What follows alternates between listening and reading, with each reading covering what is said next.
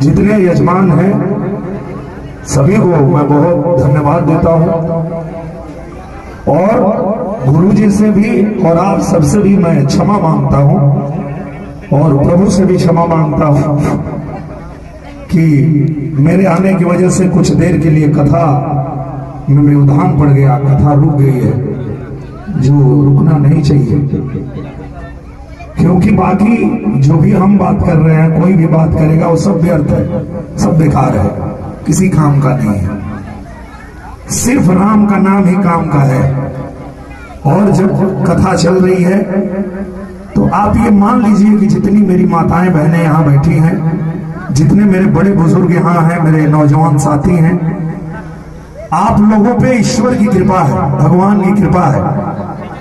तब आप लोग यहाँ इस कथा में उपस्थित होकर के और कथा सुन रहे हैं।